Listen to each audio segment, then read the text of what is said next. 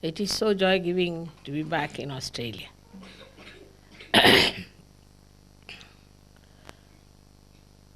When I wanted to come here in this month, Stephen told me that Perth would be scorchingly hot. And I don't think you should go to Perth first, you can go later. So I said, that part will leave it to me, the rest is all right. Now, you have seen how it rained and rained and rained. Because you wanted rain, that was needed very much. And also, you wanted a cooler atmosphere. Both things have worked out. But then the worry was that because of the rain, the seekers won't come. Also, that was solved because it was a testing ground. I told them if they are real seekers, they'll come, otherwise, what's the use having a big quantity with no seeking?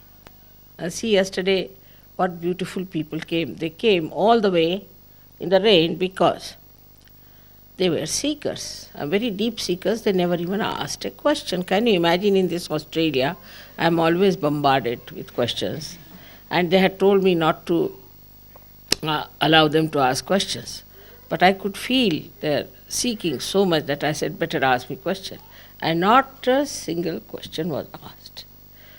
So in one shot, how many things are done? You got the rain that you needed very much for your trees, for your crops, for your fruits, for everything. It was most unexpected.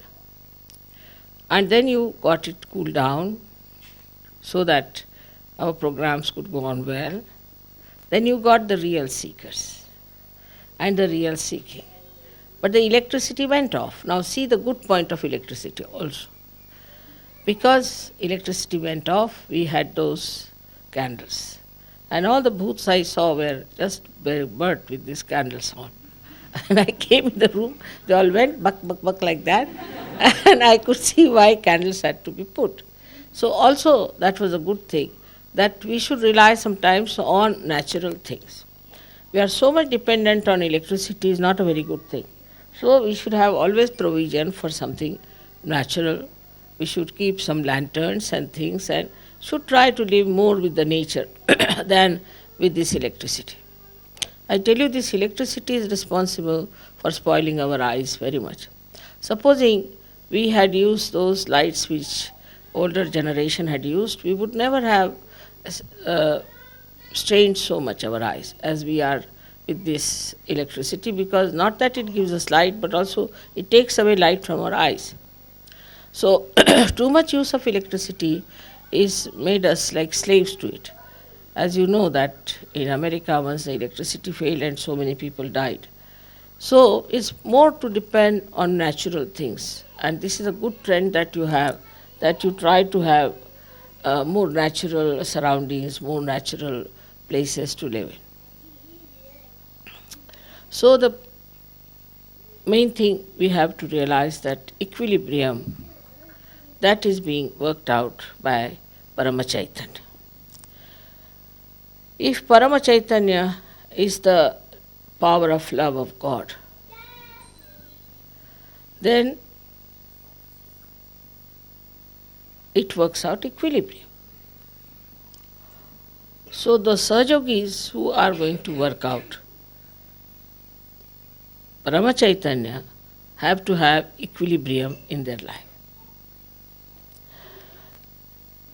This is a place where I say resides Mahaganesha.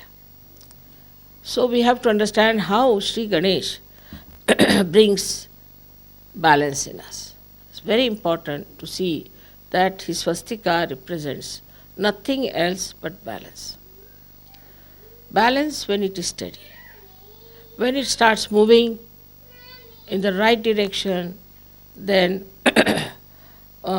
constructive work starts, and also it works out all that is important for life. But when it starts the other way around, it works out the destructive part. These both are in balance. If they are not, life cannot go on. The constructive and destructive both have to be in balance. See in nature. If you see in the nature, for example, a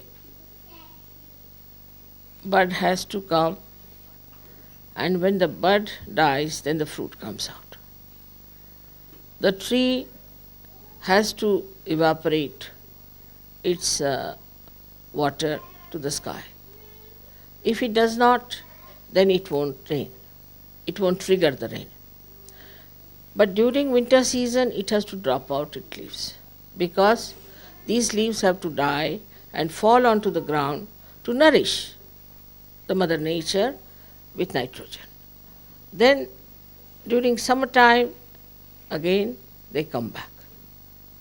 So the life goes on like this, that whatever is created is destroyed, something new comes up, again that new thing also comes up in a way that it becomes constructive, and then whatever it has constructed, part of it is destroyed. So actually, if you see, in the death resides the life. If there is no death, imagine if all the people who are born since long would have been living today, we would not have been here. It would have been so difficult to manage ourselves with all these people. But so many animals have died, and those animals also have become human beings. So many human beings have to die to get other people to come on this earth, and that you have to take some rest and come back again. So the death is just a change of life. Without death, life cannot exist.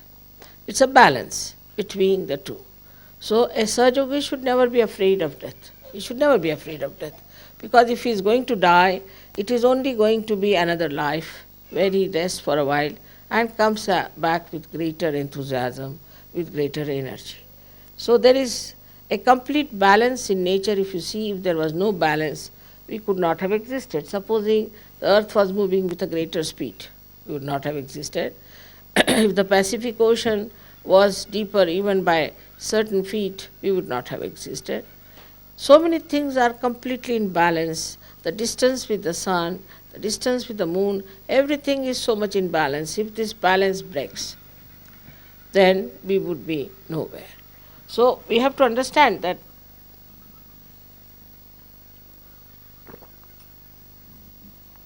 all this is done by Sri Ganesha. He is the one who looks after all the material things and all the things that are created. For example, the first chakra is created by this Mother Earth, and all this universe then is created by the second chakra. But the first chakra is the one which emits the holiness, the auspiciousness, which gives balance. Auspiciousness comes only through balance. So I find people, when they have lost their balances, they go to the right or to the left.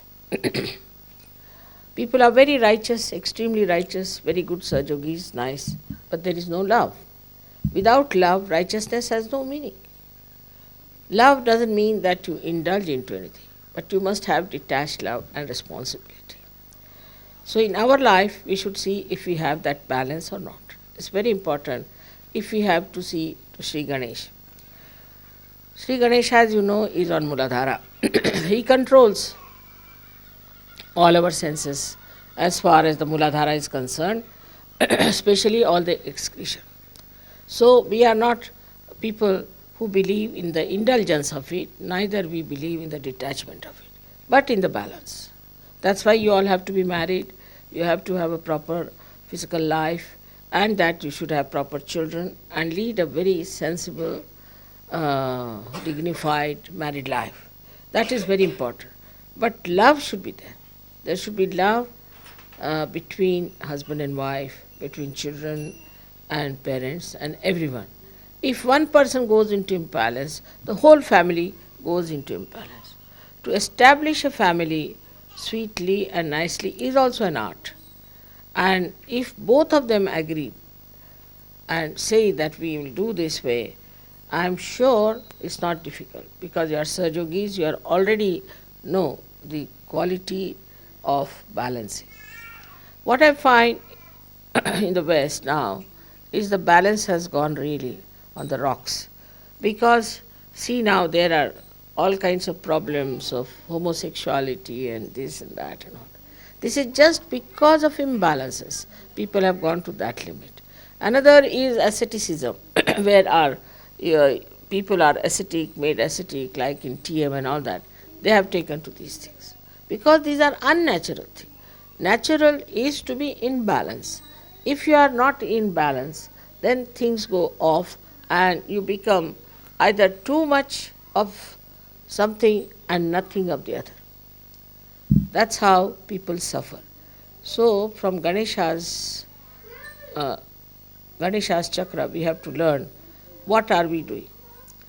So, sometimes we have to say accumulate things, we have to consume things, and then we have to throw them away also.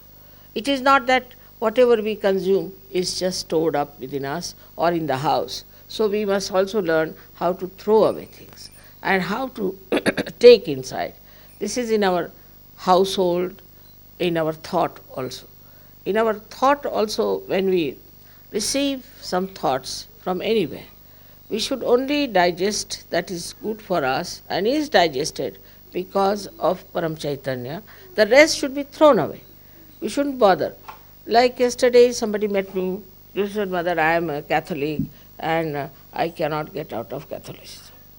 She is supposed to be, she wants to do Sahaja Yoga. Then I said, you stay in Catholicism because there is no question of balance. But in Sahaja Yoga, whatever good of Catholicism means that you have to worship Christ. That part is all right. The rest, whatever is nonsensical, has to be thrown away. So the whole atmosphere that you face of thoughts, of ideas, of books, whatever you read, you must develop a capacity to consume that is good for you and whatever is bad, you should throw away. I must say in Austria, people are really doing that very well. Somebody is now doing research on Quran. He is taking out all the essences of Quran which are in balance. Quran talks of balance, talks of that you must have balance, equilibrium. It talks of it. And so he has taken that point. And now he is taking out all that creates imbalances in the Islamic book called Quran, which people have used for imbalances. On one point, you can show how they have gone deviated from their path. Deviated means they have gone into imbalances. For example, Christianity now, you can take it very clearly that they didn't use Ganesha's principle there at all. But all throughout is written that you have to look after yourself in a moral way. That in the Old Testament is written that, not coming? You can't hear me? I think you can, but it's on a taping. Now, in the Old Testament, it is written, thou shalt not commit adultery. But Christ has made it even subtler, very subtle, because he is at Agya, controlling the eyes. So he said, thou shalt not have adulterous eyes. But the Christians have crossed all the limits of adultery, all the limits. I mean, I don't know to what limit they are going to go now. I mean, it's really, they have gone amok, the way they are going into this kind of a experimentation. And then what will happen to your children? What will happen to your society? That's what is happening now in complete imbalance. Completely in imbalance, all these societies where they are using adultery as a style of life. What Christ has said, just the opposite that. Same as Sri Krishna has said that in everybody resides the spirit. Then everybody is just the same. How can you have caste system? You can have at the most caste system according to the work that you are doing. But you can't have caste system according uh, to the birth, you cannot have. I mean, it's so plain, clean. You can see it so clearly. He has said it that everybody has got the Spirit. So everybody can ascend. Christ has said the same thing. He has not said that women don't have the Spirit or men have the Spirit. And look at the way these people are talking that they cannot have ordination. Of course, I mean, ordination itself is humbug, but still, I would say. But to deprive someone of certain rights because they're women or men is something absolutely, I should say, nonsense. It has no relevance to dharma, because dharma means balance. Dharma means balance. The one who has balance is the man who is dharmic, who is in the center. If you are in the center, say you take, say, a balance. It's called as balance it, but in Hindi it's called as tarazu. Now you hold it in the hand. It's called as balance. Can you imagine? Hold it in the center. The center of gravity of that balance is in the center. Now, if you go more on this side, this will go down, or you go on this side, it will go down. But if you are at the gravity point, you cannot move this side or that side. Can you imagine the gravity is coming from Mother Earth? And Mother Earth has made Sri Ganesha. So this gravity point within us is to be maintained. And this gravity comes very natural to human beings. It's not to be adopted or anything. If children are told about their gravity, about their dignity, about their greatness, they will immediately develop it with a great pride that we are something special and that we have to have this gravity within us. Now this gravity gives you what you call is a kind of an attraction. Anybody who is grave doesn't mean that you pull a big face. It never means that. But gravity means that you are not disturbed easily by any turmoil or anything. Gravity means so many things, as you can see from Sri Ganesha's character. That gravity means you are the one who is standing in the center. A person who sees everything doesn't get disturbed, doesn't get tempted, is self-contented, doesn't ask for anything, doesn't need anything, doesn't take revenge, forgives. Because he has no way to get out of his gravity, he's just bound there. Now somebody takes a revenge and runs away, all right, go away. If somebody tries to trouble him, all right, go away, because he can't run out of that gravity point. That another person has lost his balance, but he can't run after that person who is in imbalance. So he doesn't run after that person who is done wrong. He's all right, he's done wrong, have pity on him, let him do the wrong. He doesn't run after that person. He's standing there, and he's standing there itself is sufficient to frighten others and to destroy others, because he is standing at a point where he cannot be destroyed. But the others are running towards destruction. So what's the use of running after him, getting yourself also destroyed? Such a person who has achieved that balance sees others as something to be pitied, because he sees they are on the verge of falling down. I am here nicely settled down, but they are on the verge of falling down. They may try to tell him, they may try to help him, they may try to do everything for that person because they can see that person is going to fall down. But if that person doesn't want to take to balance, you cannot force it. So the Ganesha's greatest quality is that he has gravity. With that gravity, he sits down on this Mother Earth. Now, because this is a country of Ganesha, the Australians must have balance. Should naturally have. But they don't. I must tell you, they don't. My experience of Australians before I started Sahaja Yoga has been terrific. I must tell you that if an Australian starts drinking, only person who can compete with him is a Russian. And then they talk so irrelevantly, you don't know how to deal with them.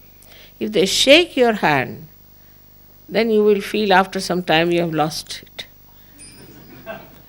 Everything they do in such a big way that I couldn't understand. Why is it? They shake your hand so badly. So CP said, you see, they have lots of jungles. He tried to console me. And there are lots of, you see, animals and things, and that's why, you see, they shake hands like that. I said, no animal shakes hands, you see. How have they learned from the animals? I can't get this explanation, all right. On the contrary, they are extremely gentle. Animals are extremely gentle with each other. So how this kind of shaking hands has started? And only people who can beat them are Greeks, who shake hands in a very funny way that really you get a big jerk. So I felt that the country of Ganesha, which should be absolutely in balance and in one tune with this Param Chaitanya. You see the animals who live in the jungles. You have so much of nature. See these trees. They grow up to a point. They do not aggress others. They do not fight. They do not have groups. Nothing of the kind. Just they grow, accept whatever is given to them, live with it happily, and if they have to be destroyed, they accept the destruction. But they are absolutely in contact with God or under the complete control of God Almighty. That's why animals are called as Pashu, means Pash, means under the control of God.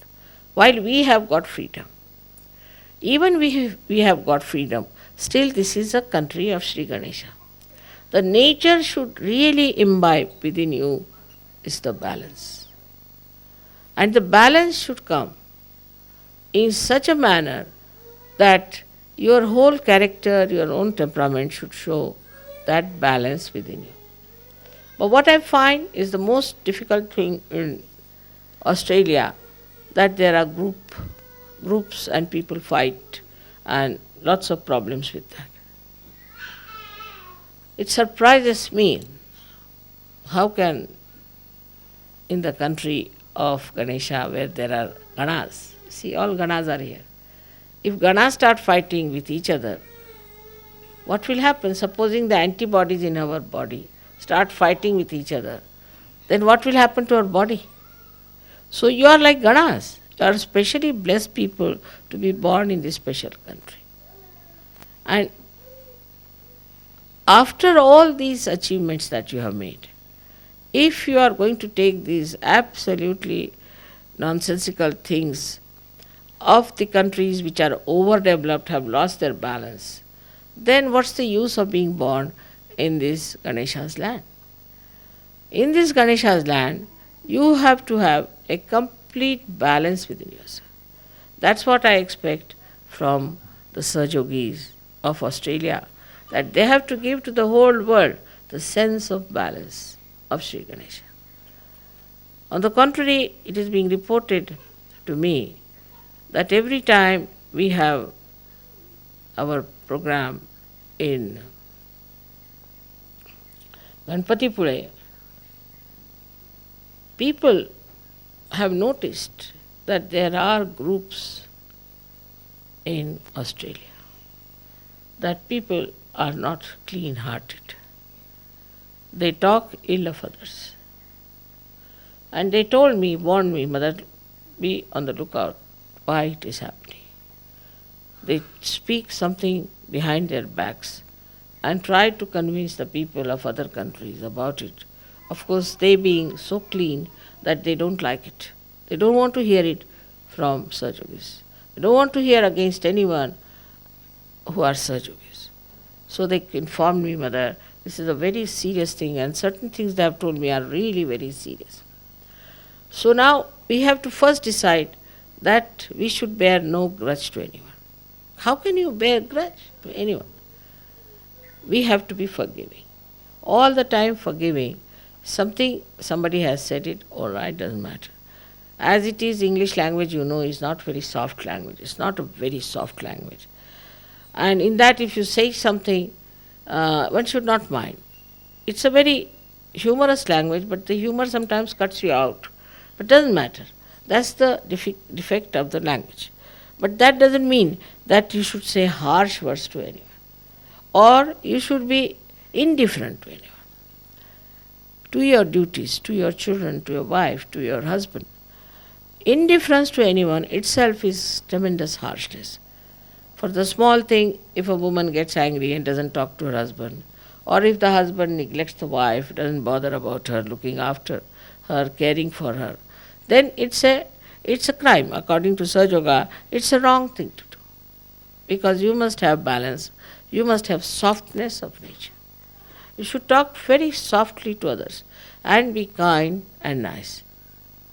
Just find out if you are doing that or not. Then, between the group, well, it's a question of using the power of love. We have no other power. We have no money power, we have no this political power, economic power, nothing. What power we have got is the power of love. For that, when you talk to each other, one has to talk in a soft manner, extremely soft and kind manner. You'll be surprised, I must say, in my experience, I have found Germans like that. Extremely soft to each other, extremely gentle. I mean, I can't believe these Germans who killed the whole world once upon a time. Now in Sahaja Yoga, suddenly they have realized what a horrible thing we have done. And Sahaja Yogis, I tell you, that extremely gentle. You scratch anyone and you'll be surprised that all of them, all the Sahaja Yogis are extremely gentle. While the Italians, I used to think, would be very gentle because they have art, culture, everything, and they produce such nice things. But on the contrary, I find that Germans can beat them. It's beautiful German Sahaja Yogis there. They hate neo-fascism, they need all that. They said, we've had enough of it, we had such a bad name all over the world. If they know we are Germans, nobody wants to look at us. And what are these people doing? So they have become extremely gentle from one end to another end. And this gentleness really brings them out, because everybody is so surprised that Germans could be that gentle, so sweet. Now look at Sri Ganesh, how gentle he is, how sweet he is, and how innocent he is. His ways are so gentle, how he works on you, how he makes things for you, how gently he does all these things. Like, see now, you cannot see this flower opening. In my room you put some flowers, they started growing. You can't see their growth. If you put a very camera of a special nature which can record, you can see it growing there. But you can't see. You can't see a tree growing. You can't see a flower opening out. You just can't see anything that is growing by nature by Sri Ganesh. He does it so gently. Now, also he will not grow trees one on top of another, but in such a way that they all get the sun's rays. Just like a great mother, I must say, the way gently he does everything. Every leaf is made differently. What an art. Every leaf in the whole world, you cannot find exactly the same leaf, whether it is from Australia or from America. The leaf, if you see it under microscope, will differ. Every leaf. Can you imagine? Look at his work. How gently he puts everything. How gently he works. And while we are living on the grounds of Sri Ganesha, how gentle we should be. And in dealing with people, we should be extremely gentle to show that we are Ganesha's special Ganas. That's what I feel about Australians. We have had some mishaps, I know, doesn't matter. But that's all right, few of them were like that. But all of you should really learn to be very loving, gentle, kind, and concerned. Small things can make people happy, very happy, you see. When I try all these tricks myself, and you should also try these tricks. It's very simple. That one day gave a sari to a lady. So she said, Mother, how do you know I love this color? But I've seen you mostly wearing this color, so I know you love this color. But did you see me? Yes, of course, I saw you. So these small things, you see, she was so heartened. She felt that Mother notices me because I've seen you. I mean, I see all of you, but I know about all of you because I'm concerned, I'm bothered about you. For everyone I know where you stand, what's wrong with you, what should be done, what you like, what you don't like. There's no harm in doing that. It's much better to have a better rapport when you understand what's the problem is. I immediately know what's the problem is. I know person who is dominating, I know person who is mistrusting, everything I know. And gradually I try to tell them in a very gentle way that this should be corrected.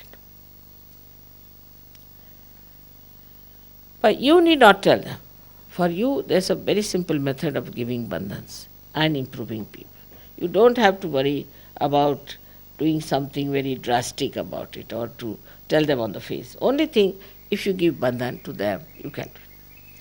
Now about this, how to develop this balance is the big problem. And I was thinking that I will talk about this later on to people in details, how to develop the balance in our character, in our nature. Of course, meditation does help you to be in the center. But still, sometimes we just slip off. And there is a way by which you can really make your character in such a way that you remain in balance all the time. On the contrary, when there will be a crisis, you will just jump onto your gravity point. That should happen. If that happens, no problem. It happens with me. If I see any crisis anywhere, Sahaja Yoga, in my family life or anywhere, immediately I know that I am deep down onto my gravity. And from there I can see everything so clearly and then I solve the problem. That is what one has to understand, that you have to jump on your gravity. And then it's not a relative position. To be on the gravity is not a relative position, that it is not that you have to compare yourself with others. No, you don't have to.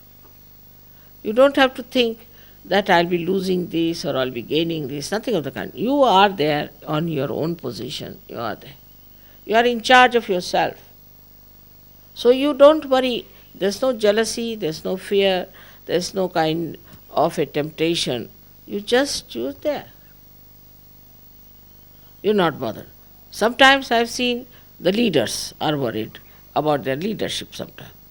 Now leadership is just hocus pocus, I must tell you.